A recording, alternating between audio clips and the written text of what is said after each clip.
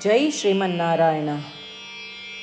ನಾನು ಹೇಳುವ ವಿಶ್ಲೇಷಣೆ ರಾಮಾನುಜದಾಸ ಶ್ರೀಮಾನ್ ಗಟ್ಟು ವೇಣುಗೋಪಾಲ ಸ್ವಾಮಿಯವರ ರಚನೆಯಾಗಿದೆ.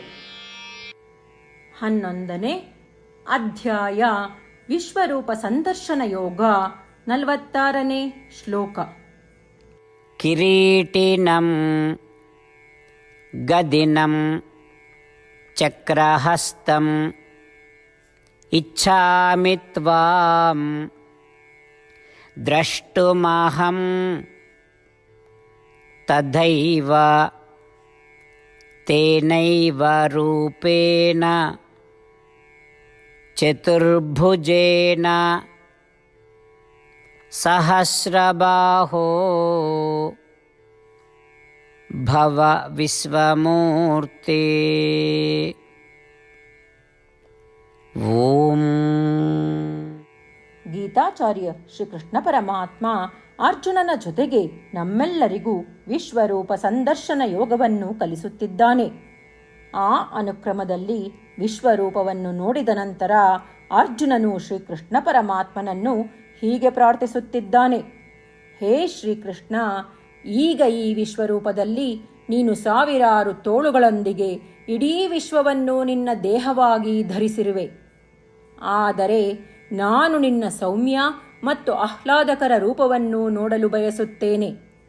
ಹೇ ಶ್ರೀಕೃಷ್ಣ, ಕಿರೀಟವನ್ನು ಧರಿಸಿ ಗದೆ ಮತ್ತು ಚಕ್ರವನ್ನು ಹಿಡಿದಿರುವ ನಿನ್ನ 4 ತೋಳುಗಳ ಆಹ್ಲಾದಕರ ರೂಪವನ್ನು ನೋಡಲು ನಾನು ಬಯಸುತ್ತೇನೆ.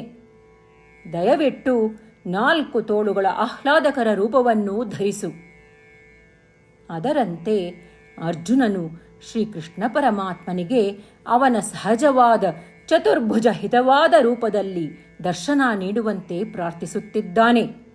ನಾವೆಲ್ಲರೂ ಶ್ರೀಕೃಷ್ಣ ಪರಮಾತ್ಮನ ಅತ್ಯಂತ ಮನೋಹರವಾದ ರೂಪವನ್ನು ನಮ್ಮ ಮನಸ್ಸಿನಲ್ಲಿ ದೃಶ್ಯೀಕರಿಸೋಣ ಮತ್ತು ಆ ರೂಪವನ್ನು ಧ್ಯಾನಿಸುತ್ತಲೇ ಇರೋಣ. ಶ್ರೀಕೃಷ್ಣ ಪರಮಾತ್ಮ ಅಥವಾ ಶ್ರೀಮನ್ನಾರಾಯಣನಿಗೆ ಶರಣಾಗುವ ಮೂಲಕ ನಮ್ಮ ಜೀವನವನ್ನು ಸಾರ್ಥಕಗೊಳಿಸಲು ಪ್ರಯತ್ನಿಸುತ್ತಿರುವಾಗ ನಾವೆಲ್ಲರೂ ಅರ್ಜುನನ ಮಾತುಗಳನ್ನು ಶ್ಲೋಕದ ರೂಪದಲ್ಲಿ ಹಾಗೆಯೇ ಪುನರಾವರ್ತಿಸಲು ಪ್ರಯತ್ನಿಸೋಣ. ಕಿರೀಟಿನಂ ಗದಿನಂ ಚಕ್ರಹಸ್ತಂ ಇಚ್ಛಾಮಿ ತ್ವಾಂ ದ್ರಷ್ಟುಮಹಂ ತಥೈವ ತೇನೈವ ರೂಪೇಣ ಚತುರ್ಭುಜೇನ ಸಹಸ್ರಬಾಹೋ ಭವ ವಿಶ್ವಮೂರ್ತಿ. ಗೀತೆಯ ಸತ್ವ ಮತ್ತು 8 ಭಾಷೆಗಳು. ಶ್ರೀಕೃಷ್ಣ ಪರಮಾತ್ಮ ಉಪದೇಶಿಸಿರುವ ಶ್ರೀಮದ್ ಭಗವದ್ಗೀತೆಯ ಪೂರ್ಣಸತ್ವ.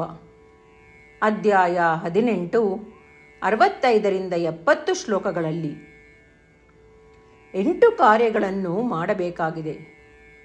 ಶ್ರೀಕೃಷ್ಣ ಹೇಳುತ್ತಾನೆ, ಈ 8 ಕಾರ್ಯಗಳನ್ನು ಯಾರು ಅನುಸರಿಸುತ್ತಾರೋ ಅವರನ್ನು ನಾನು ಪ್ರೀತಿಸುತ್ತೇನೆ. ನಾನು ಆ ಭಕ್ತರನ್ನು ಎಲ್ಲ ವಿಧದ ಮಾರ್ಗಗಳಲ್ಲೂ ಸಂರಕ್ಷಿಸುತ್ತೇನೆ. ಶ್ರೀಕೃಷ್ಣ ಪರಮಾತ್ಮ ಉಪದೇಶಿಸಿದ ಭಗವದ್ಗೀತೆಯನ್ನು ಪೂರ್ಣ ಕೇಳಿಸಿಕೊಂಡ ನಂತರ ಅರ್ಜುನ ಹೇಳುತ್ತಾನೆ, ಕರಿಷ್ಯೆ ವಚನಂ ತವ. ಇದರ ಅರ್ಥ, ಕೃಷ್ಣ, ನಾನು ನೀನು ಹೇಳುವ ರೀತಿಯೇ ಮಾಡುವೆ. ಇದೇ ಕಾರಣದಿಂದ ಶ್ರೀಕೃಷ್ಣ ಅರ್ಜುನನಿಗೆ ಎಲ್ಲ ವಿಧದ ಯಶಸ್ಸು ಮತ್ತು ವಿಜಯಗಳನ್ನು ಪ್ರದಾನ ಮಾಡಿದ. ನಾವು ಈ 8 ಕರ್ಮಗಳನ್ನು ಮಾಡುತ್ತೇವೆ ಎಂದು ಪರಮಾತ್ಮನಿಗೆ ನಮ್ಮ ಪ್ರತಿಜ್ಞೆಯನ್ನು ಮಾಡೋಣ. ಶ್ರೀಕೃಷ್ಣ ಪರಮಾತ್ಮನಿಗೆ ವಚನ ಕೊಡುವುದಕ್ಕಿಂತ ಯಾವ ಪೂಜೆ, ತಪಸ್ಸು ಅಥವಾ ಯಜ್ಞ ದೊಡ್ಡದಿಲ್ಲ. ನಾವು ಮಾಡಬೇಕಾಗಿರುವ ಈ 8 ಪ್ರತಿಜ್ಞೆಗಳನ್ನು ನಾನು ಹೇಳುವೆ. ನೀವೆಲ್ಲರೂ ದಯವಿಟ್ಟು ಮನಸ್ಸು ಮತ್ತು ಹೃದಯದಿಂದ ಯೋಚಿಸಿ. ಈ ರೀತಿ ಶ್ರೀಕೃಷ್ಣನಿಗೆ ವಚನ ಕೊಡುವುದರಿಂದ ನಾವೆಲ್ಲರೂ ಸಂತೋಷದಿಂದ ಪ್ರಕಾಶಿಸುತ್ತಿರುವ ಶ್ರೀಕೃಷ್ಣನ ಮುಖವನ್ನು ದೃಶ್ಯಕರಿಸೋಣ ಮತ್ತು ಆನಂದವನ್ನು ಅನುಭವಿಸೋಣ. ಜೈ ಶ್ರೀಮನ್ನಾರಾಯಣ. ಇವುಗಳೇ ನಮ್ಮ 8 ಪ್ರತಿಜ್ಞೆಗಳು. ನಮ್ಮ ಮೊದಲನೇ ಪ್ರತಿಜ್ಞೆ, ಹೇ ಶ್ರೀಮನ್ನಾರಾಯಣ, ನೀನು ಸೂಚಿಸಿರುವ ಹಾಗೆ ನಾನು ಸದಾ ನಿನ್ನ ಧ್ಯಾನ ಮತ್ತು ಚಿಂತನೆ ಮಾಡುವೆ.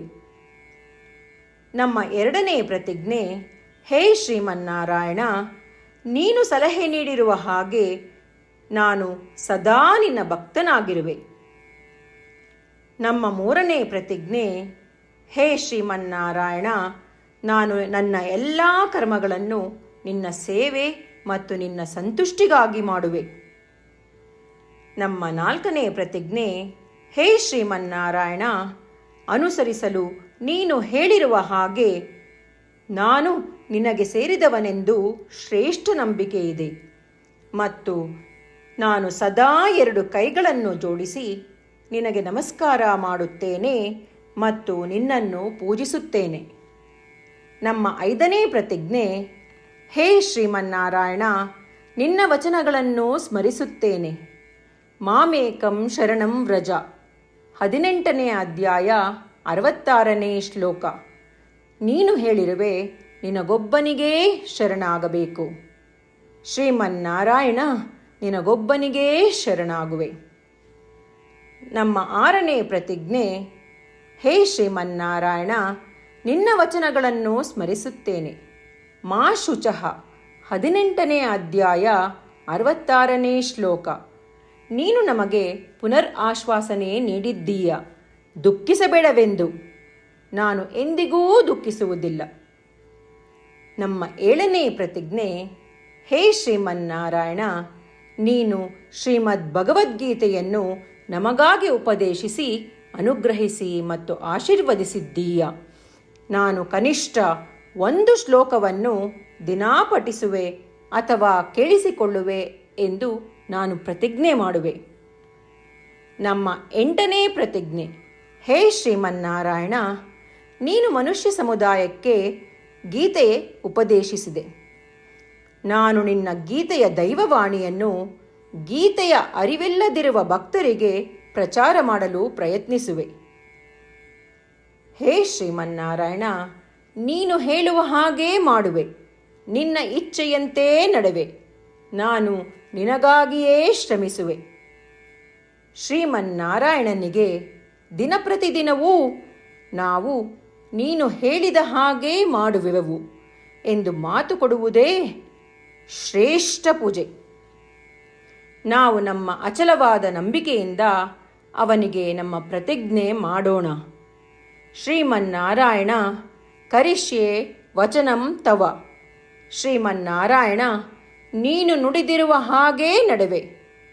ಸರ್ವಂ ಶ್ರೀಕೃಷ್ಣಾರ್ಪಣಮಸ್ತು. ಜೈ ಶ್ರೀಮನ್ನಾರಾಯಣ.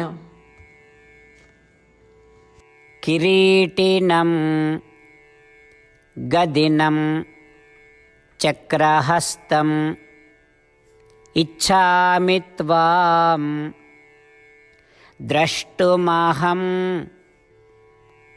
ತಥೈವ ತೇನೈವ ರೂಪೇಣ ಚತುರ್ಭುಜೇನ ಸಹಸ್ರಬಾಹೋ ಭವ ವಿಶ್ವಮೂರ್ತಿ. ಓಂ